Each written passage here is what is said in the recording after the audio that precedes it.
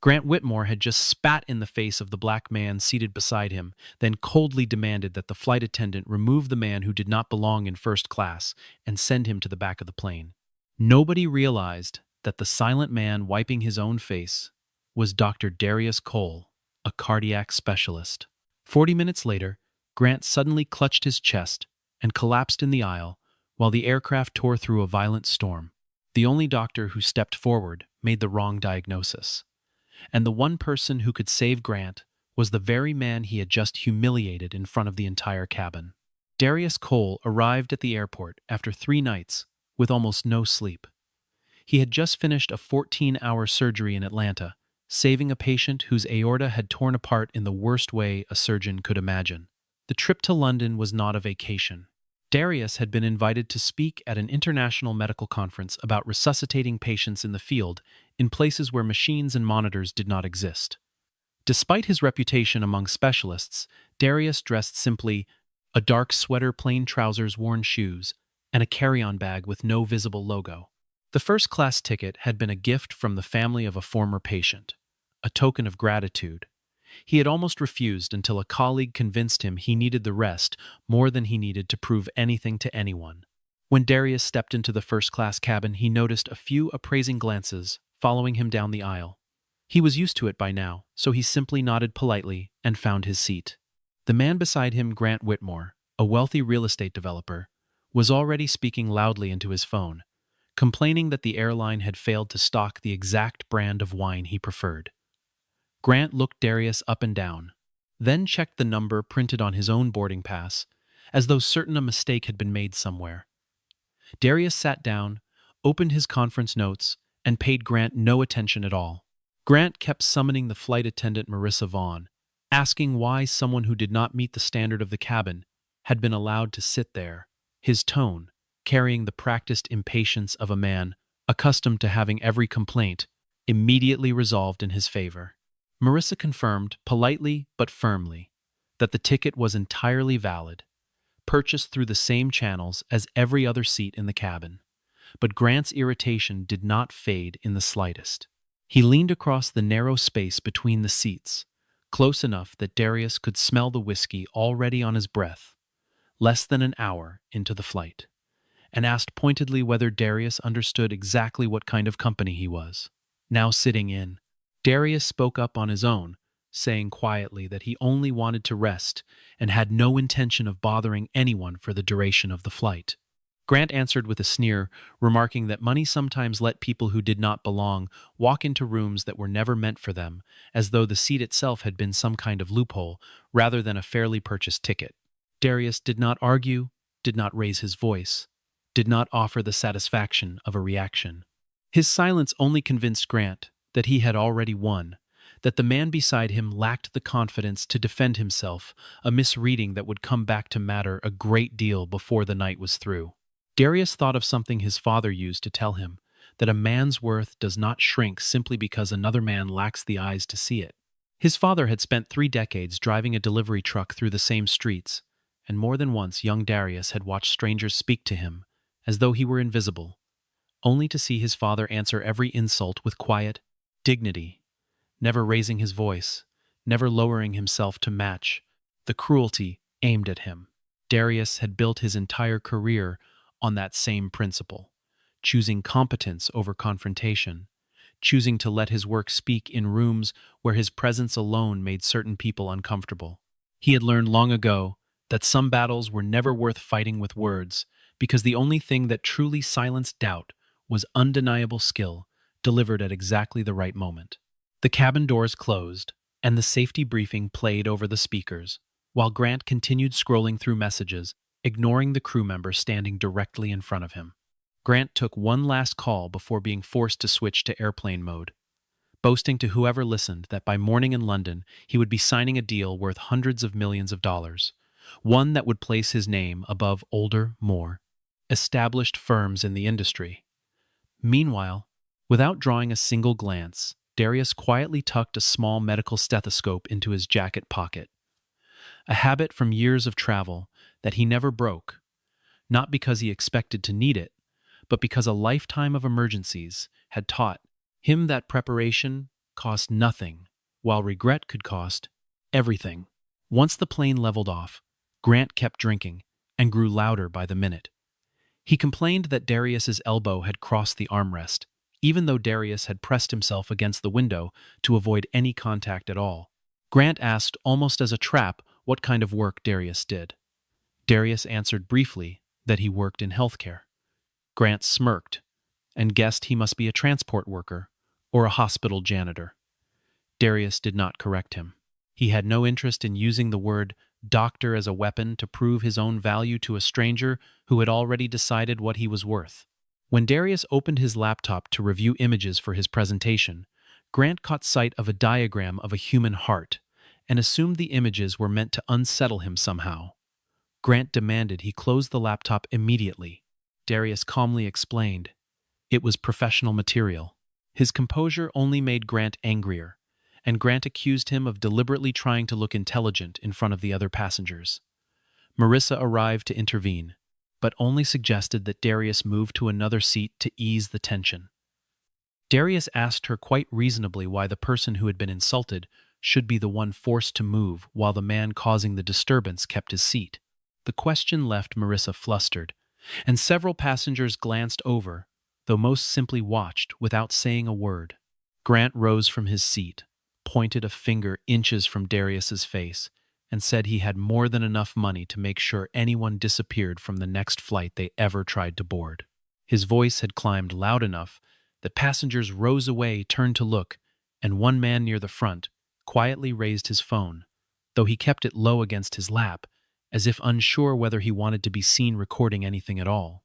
Darius told him calmly to step back, his tone flat controlled, the same voice he used with families in the worst hours of their lives. Instead, Grant leaned in and spat directly in his face. The entire cabin fell silent, the kind of silence that seems to swallow even the hum of the engines. Darius clenched his fists, but did not strike back. Every instinct in his body screamed for him to respond, yet somewhere beneath the anger, a colder, steadier voice reminded him exactly what a single lost moment of control could cost. A black man, thousands of feet in the air, surrounded by strangers who had already decided before any of this began, whose account of events they would believe. He slowly wiped his face with a napkin, looked Grant straight in the eye, and told him that money could never disguise cowardice, that a man who needed to humiliate strangers to feel powerful had already revealed exactly how small he truly was. Grant demanded the crew force Darius to apologize for supposedly threatening him, twisting the moment, even as spit still glistened on the napkin in Darius's hand. Marissa announced that Grant's conduct would be documented and reported once they landed. Though since the plane was already airborne at cruising altitude, the only immediate solution available to her was separating the two men before things escalated further. Darius was moved to an empty seat further back in the first-class cabin, carrying his bag himself, refusing any help, his jaw tight but his steps unhurried. Several passengers avoided his eyes out of shame as he passed, though not one of them had actually stood beside him when it mattered. Not one had told Grant to stop. Not one had offered so much as a word of support, while the humiliation was happening in plain view. Grant rubbed his chest a few times, but assumed it was nothing more than heartburn from the wine and the heavy dinner. Darius noticed his color had grown slightly pale, his breathing had shifted, and a faint tremor had appeared in his hands. Even after being humiliated, the instincts of a physician did not switch off, and Darius quietly filed the details away without meaning to. Grant lifted his glass toward Darius in a mocking toast, and Darius turned away, though his eyes lingered for a second longer on the pulse visible at the side of Grant's neck, a rhythm that did not look right at all. About 40 minutes later, the aircraft entered a stretch of turbulence. Grant began sweating despite the cool cabin air, and a dull ache crept from his chest up into his jaw, though he dismissed it as nerves, before an important deal, and reached for another drink instead. Marissa asked if he needed medical attention, but he refused, unwilling to appear weak in front of the people around him. From his new seat, Darius watched Grant shift positions repeatedly, pressing a hand to the center of his chest again and again. Darius approached Marissa quietly, and suggested she stop serving him alcohol and asked whether Grant had any history of heart problems. Marissa hesitated since Grant had already threatened to sue the airline if he was disturbed again. Darius did not reveal his profession right away, only saying the symptoms did not resemble ordinary indigestion. When Marissa asked if he was a nurse, Darius answered plainly that he was a cardiologist. She froze, suddenly recalling exactly how the crew had handled the earlier incident. Darius asked her not to reveal who he was, unless it became absolutely necessary, since he did not want Grant assuming this was some form of revenge or performance. Nearby, a passenger named Preston Hale overheard the exchange and quickly introduced himself as a physician as well. Preston dressed expensively, carried business cards, and liked to mention that he had once treated several well-known clients. Marissa felt reassured to have a doctor who, in her eyes, fit the picture she had expected all along. Preston examined Grant briefly and declared it was likely panic mixed with acid reflux. Darius asked whether he had checked the pulse in both wrists, the pattern of the pain, or any history of cardiac medication, and Preston bristled at being questioned, insisting he knew exactly what he was doing. Grant spotted Darius nearby and immediately shouted at him to stay away, declaring that even if he were dying, he would not let that man touch him. Darius stepped back but quietly told Marissa they needed to prepare the emergency kit, the defibrillator, and aspirin without delay. As the plane shook through another patch of turbulence, Grant tried to stand and make his way toward the restroom. He managed 2 steps before clutching his chest, his eyes rolling back and collapsing face first into the aisle. Marissa called for medical assistance at once. Preston knelt beside Grant and ordered everyone to keep their distance. Grant remained conscious, but struggled to speak, the pain sharp and severe, his breathing short and irregular. Preston kept insisting this was only a panic attack, urging Grant to breathe slowly and reaching for a sedative from the medical kit. Behind him, Darius observed that Grant's pupils were uneven. His peripheral pulse was weak, and his skin had taken on a gray, ashen tone. Darius warned that sedatives should not be given, since Grant might be experiencing an acute aortic condition or a complicated heart attack rather than simple anxiety. Preston mocked him for overcomplicating a straightforward situation. Darius asked to check the blood pressure in both arms, and when the reading came back, the left arm registered noticeably higher than the right, a detail that immediately pointed toward a tear in the aorta, extending into major vessels. Preston still resisted, insisting the onboard equipment must be faulty and that his own years of clinical experience deserved more weight than a single questionable reading taken under such chaotic conditions. Grant briefly lost consciousness before waking again, disoriented and mumbling, and this time he could no longer feel his left foot at all, a new and alarming detail that even Preston struggled to explain away. Darius explained calmly that this was no longer consistent with panic, that blood flow to the lower body might already be interrupted, and that every minute spent debating was a minute the patient could not afford to lose. Marissa called the captain and relayed the severity of the situation in a voice that had begun to shake despite her training. Captain Nolan Briggs reported they were more than an hour from the nearest airport, and a massive storm system blocked the most direct route to any landing strip, forcing him to consider a longer detour through airspace already thick with turbulence warnings. Preston suggested simply monitoring Grant until they cleared the storm, insisting that moving too quickly might cause more harm than waiting. Darius objected sharply, warning that Grant might have only minutes before the aorta ruptured completely or his heart stopped altogether, and that waiting for calmer skies was a luxury this particular patient did not have. When Preston demanded to know how he could be so certain, his voice edged with the wounded pride of a man unused to being challenged. Darius pulled out his medical credentials, along with his conference badge, laying them flat on the table without a word of explanation.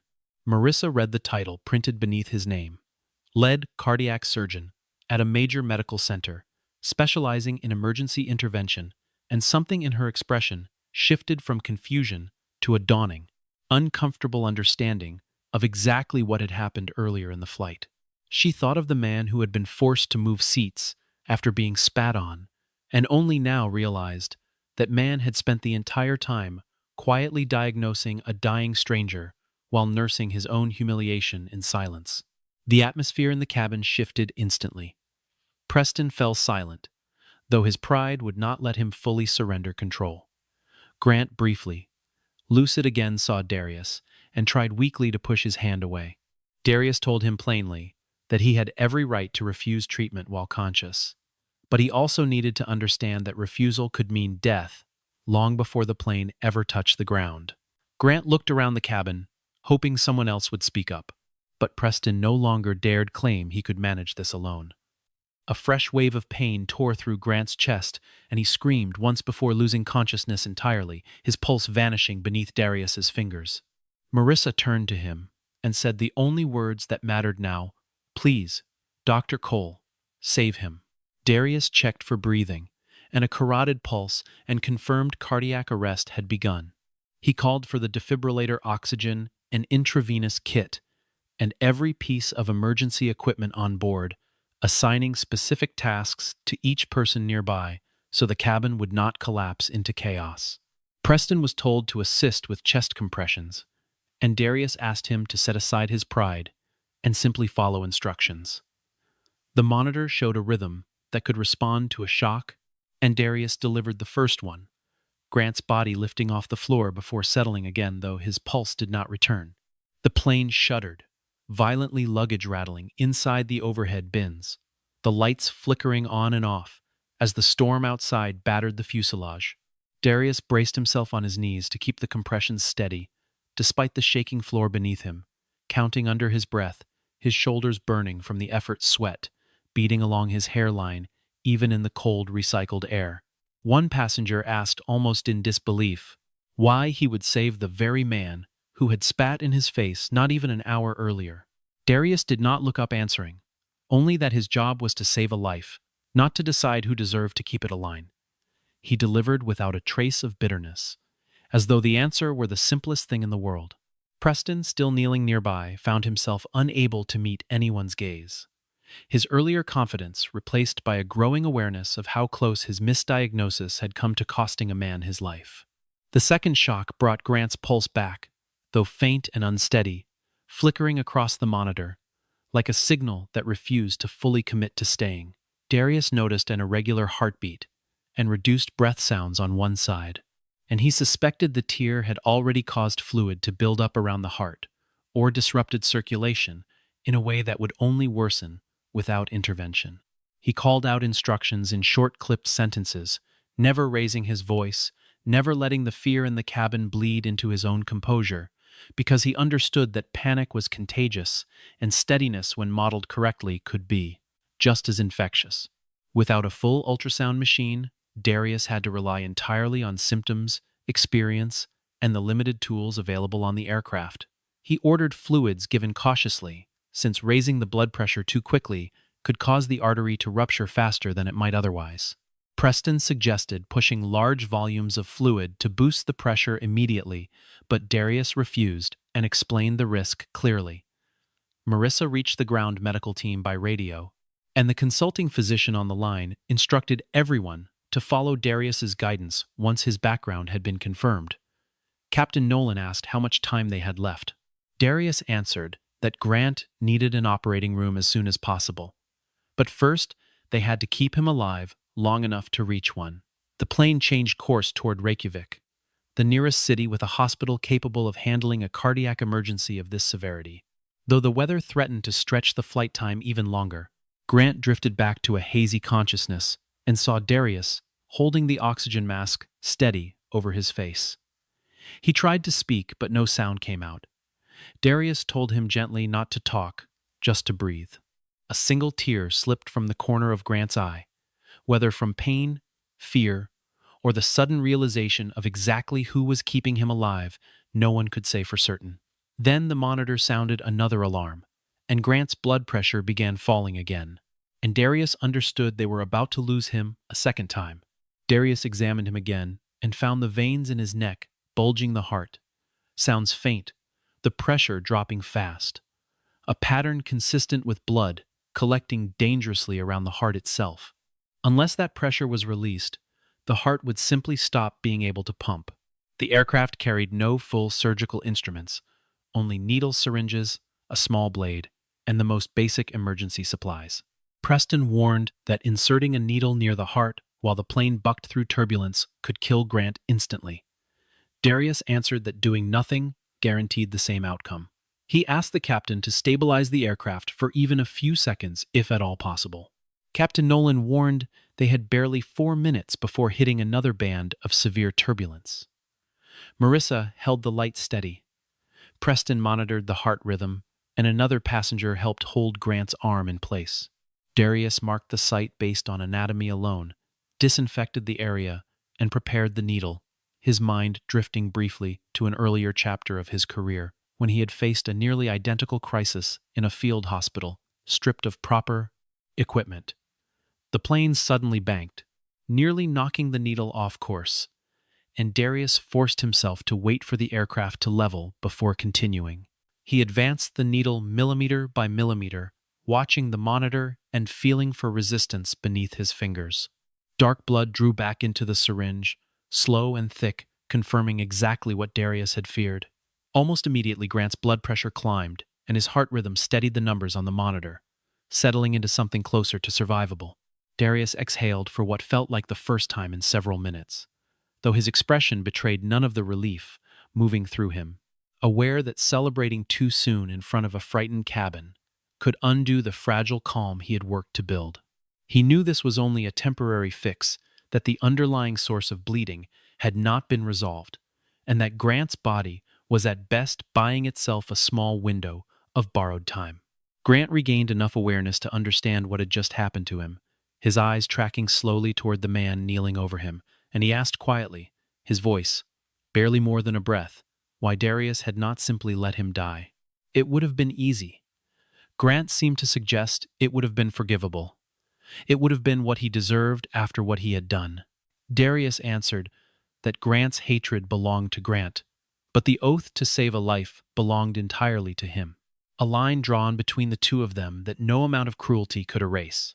Grant tried to apologize right there on the floor, his lips forming broken fragments of words, but Darius asked him to save his strength, instead unwilling to accept an apology offered only out of fear of death, unwilling to let Grant purchase absolution with nothing more than terror.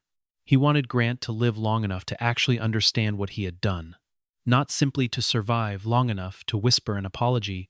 He might forget the moment the danger passed. Marissa had watched the entire exchange, and guilt settled over her for failing to protect Darius from the very beginning. She apologized to him openly in front of the cabin. Darius said only that keeping Grant stable mattered more than anything else in that moment. The captain then reported that the runway in Reykjavik was battling strong crosswinds, and they would have only one real chance to land before fuel became a serious concern of its own. The aircraft began its descent through violent winds, the fuselage groaning under pressure that seemed to press against every seam in the metal. The crew instructed every passenger to remain buckled, though Darius and his small team had to stay on the floor beside Grant, exposed to every jolt and drop the storm produced. Marissa used a secondary harness, looping it through the seat frames to secure both Darius and the patient as best she could, apologizing under her breath for how inadequate the makeshift restraint felt against the violence of the descent. For the first time, Preston admitted openly, without prompting, that without Darius, Grant would have died long before now, his voice, quiet, stripped of the arrogance that had defined him just hours earlier. Darius told him simply to keep his focus on the monitor, instead of talking, unwilling to let sentiment distract from the work still ahead of them. Grant's pressure dropped again, and fluid seemed to be building around the heart once more, the same dangerous pattern threatening to repeat itself. But a second procedure was impossible during such a rough landing sequence. The risk of a rough landing sequence, stray needle, now far greater than the risk of waiting a few more agonizing minutes. Darius pressed 2 fingers against Grant's wrist, monitoring the pulse manually as a backup to the erratic readings on the screen, refusing to let his attention drift even for a second. The cabin around them had grown eerily quiet, passengers gripping armrests, some praying under their breath, others simply staring at the small cluster of people, fighting to keep one man alive on the floor of a shaking aircraft. Darius kept Grant conscious by asking him simple questions. Grant admitted that his wife had warned him for years about his arrogance, though he had always believed that wealthy men owed no explanations to anyone. Darius asked if he wanted to live long enough to sign his deal. Grant shook his head weakly, saying instead that he wanted to live long enough to go home and fix the damage he had caused. Darius told him that chance had nothing to do with words spoken in a moment of panic, and everything to do with what Grant chose to do afterward if he survived at all. The plane shook violently, and a first landing attempt failed, forcing the captain to pull back into the air. The announcement sent a wave of fear through the cabin. Darius realized Grant could not survive another extended loop through the storm. He contacted the captain directly explaining that the patient could die within minutes. Captain Nolan committed to a second landing attempt, despite conditions that were far from ideal. During the final approach, Grant slipped into a dangerous rhythm disturbance. The wheels struck the runway bounced once, then struck again. The instant the aircraft steadied, Grant's pulse disappeared entirely. Darius ordered the shock. The rhythm returned, just as the plane rolled to a final stop. The cabin door opened, and a ground medical team rushed inside their lead paramedic, looking directly at Darius and asking how much time Grant had left. Darius answered without hesitation, "Not much, get him straight into surgery." Grant underwent emergency surgery that same night. The diagnosis confirmed everything Darius had suspected: a severe tear in the aorta that had caused bleeding around the heart and cut off circulation to his left leg. The surgical team in Reykjavik told Darius that the procedure performed on the plane had bought Grant the precious time he needed to survive at all. Darius stayed at the hospital until word came that Grant had made it through the most dangerous hours. He declined every interview request, unwilling to turn the event into a personal spectacle of heroism. Footage recorded by other passengers spread quickly, capturing the insult, the spitting, and everything Darius did afterward to save the very man who had humiliated him. Public reaction turned sharply against Grant, though many also criticized the passengers who had simply watched in silence. The airline opened an internal investigation into how the crew had handled the entire situation. Marissa accepted responsibility publicly, admitting she had asked Darius to change seats instead of confronting the man actually causing the disturbance. Preston also admitted without being pressed that his own overconfidence had blinded him to warning signs that should have been obvious from the start. 3 days later, Grant woke from surgery, and the first name he asked for was Darius. Darius had already planned to leave Iceland and continue on to the conference, and he hesitated before finally agreeing to see Grant one last time. Grant lay weak in the hospital bed, stripped of the expensive suit and the commanding tone that once defined him. He tried to offer an apology, but Darius refused to accept anything vague or general. He asked Grant to name exactly what he had done. Not a misunderstanding, not stress, but deliberate contempt, rooted in prejudice. Grant sat with the silence for a long moment before admitting it plainly, his voice hoarse, his hands trembling slightly against the thin hospital blanket. He confessed that he had looked at Darius the moment he sat down and decided, before knowing a single thing about him, his name, his profession, his history, that he simply did not belong in that seat. He admitted the decision had taken less than a second faster than thought, built from decades of assumptions he had never once bothered to question. Darius told him, the most frightening part was not that Grant had misjudged one accomplished physician, one man who happened to hold the exact credentials capable of saving his life, but that Grant genuinely believed an ordinary person, someone without a title or a degree, would have deserved that same treatment regardless. Grant flinched at the words, unable to argue against them, because he understood immediately that Darius was right. Darius continued, his tone even but unflinching, explaining that the tragedy was never really about mistaken identity. It was about a worldview so deeply ingrained that Grant had needed to nearly die before questioning it at all. Grant asked quietly, almost afraid of the answer, if Darius could ever forgive him for what he had done.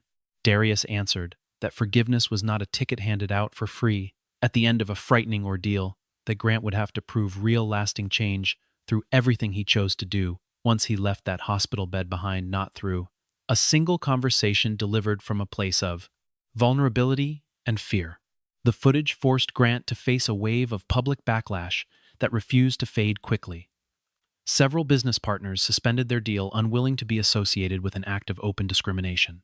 The board of his company requested he step back from his executive role while an internal inquiry unfolded.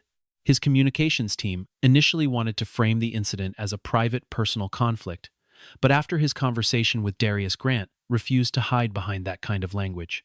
He issued a statement accepting full responsibility, without blaming alcohol medication or the pressures of his career.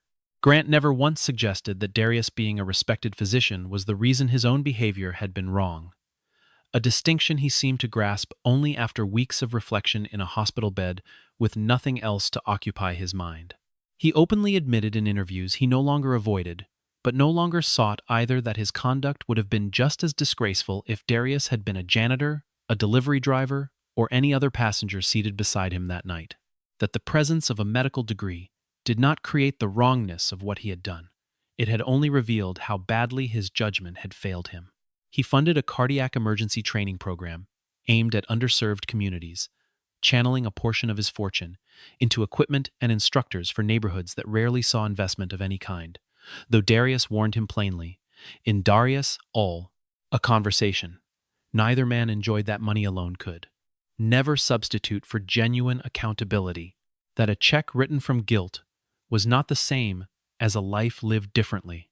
Grant agreed to attend workshops on bias and to sit and listen to the stories of others who had faced treatment similar to what he had inflicted that night.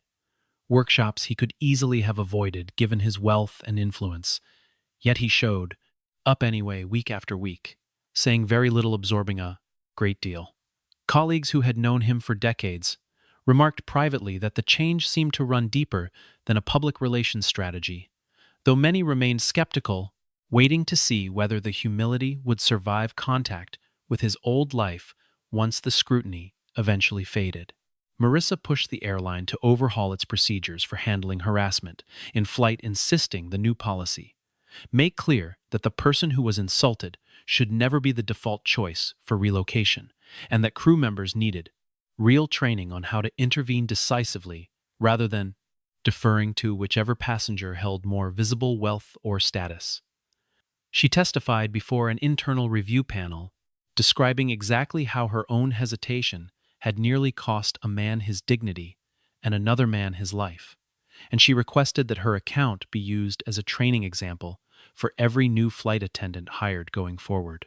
Preston re-enrolled in advanced emergency training and wrote Darius a lengthy letter apologizing for letting appearance status and wounded pride cloud his professional judgment that night, admitting that he had spent years coasting on charm and reputation rather than rigorous skill, and that the flight had forced him to confront how dangerous that gap could actually be. Darius continued on to London and delivered his presentation at the conference, as planned, standing before a room of specialists from dozens of countries. He revised his opening remarks the night before, describing how a life can be lost not only from a lack of equipment or training, but from people choosing to trust appearances over genuine competence. From a room full of witnesses, assuming the wrong man held the answer, simply because he looked more like what they expected a doctor to look like. The room fell completely silent as he spoke, and afterward, several attendees, some of them the most respected names in the field, approached him privately to share their own stories of being underestimated for reasons that had nothing to do with their actual ability.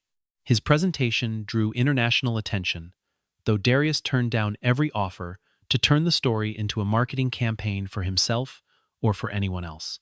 He said his purpose was never to be praised, but to make people ask themselves how many times they had stayed silent in the face of clear injustice.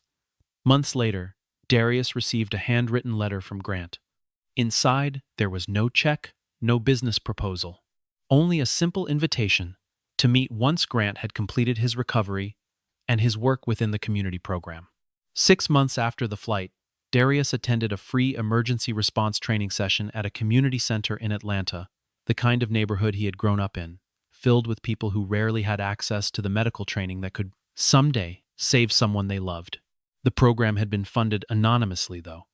Darius already knew from the amounts and the details in the paperwork exactly who stood behind it.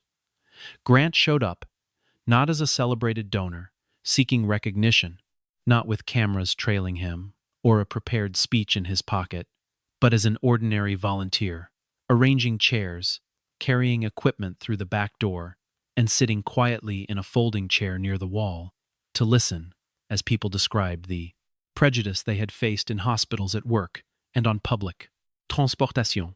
He never once asked for a photograph or a mention of his name, and when the coordinator offered to introduce him to the room as the program's benefactor, Grant quietly declined, saying he preferred to simply help set up the chairs. Darius watched him from across the room for a long moment, noting the absence of the tailored suits, the loud phone calls, the demand to be noticed that had once seemed to follow Grant into every space he entered. In their place was a man who moved carefully, spoke rarely, and seemed to have learned in the months since the flight that the world did not owe him an audience for every action he took. Darius noticed he had lost weight since the surgery, and had shed the arrogance that once seemed permanent. The two men crossed paths in the hallway. Grant admitted he had once believed money made him important, but on the floor of that plane, unable to breathe on his own, with his heart no longer beating, every title he had ever held meant nothing at all. Darius told him that realization did not make Grant a victim of anything, since it was Grant himself who had created that moment of humiliation in the first place. Grant agreed and said he did not expect Darius to forget any of it. He only hoped that one day his actions would be consistent enough to prove the change was real rather than convenient. Darius did not claim to have fully forgiven him. He simply shook his hand and told him to keep doing the work. During the session, one participant recognized Grant from the footage and asked why he was even there. Grant did not shy away from the question. He explained briefly that he had once treated the man who saved his life with cruelty, and that his greatest failure was never his ignorance about who Darius was, but his belief that a person needed a prestigious title to deserve basic respect at all. Darius stood quietly at the back of the room, listening, saying nothing, letting Grant's own words carry whatever weight they were going to carry with the people in that room. After the session ended, Marissa arrived as a representative of the airline's new safety initiative, greeting Darius warmly and thanking him again as she had many times since the flight for the patience he had shown her, in the middle of her own failure to act sooner. Preston helped teach the basics of recognizing cardiac arrest, no longer boasting about his reputation, but stepping back to let Darius handle the more complex material, occasionally glancing toward him for approval, the way a much younger student might look toward a mentor. The story closed with Darius watching the participants practice chest compressions on training mannequins, their hands unsure. At first, their rhythm uneven, the way every beginner's hands looked.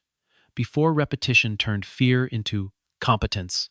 He understood watching them that no single rescue could erase prejudice from the world, that Grant's transformation, however genuine it seemed now, did not undo what had happened in that cabin, and did not obligate Darius to forget it either.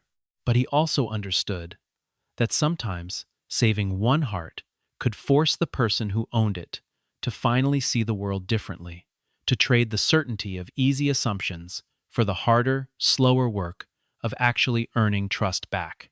Grant once believed Darius did not deserve to sit beside him, that a boarding pass alone could not make two men equal in a first-class cabin, 30,000 feet above the ocean. In the end, Darius was the only reason Grant lived long enough to learn, otherwise long enough to understand, that human dignity was never written on a boarding pass, a tailored suit, or the color of a man's skin, but in how a person chooses to treat another human being in the moment when nothing at all forces them to be kind,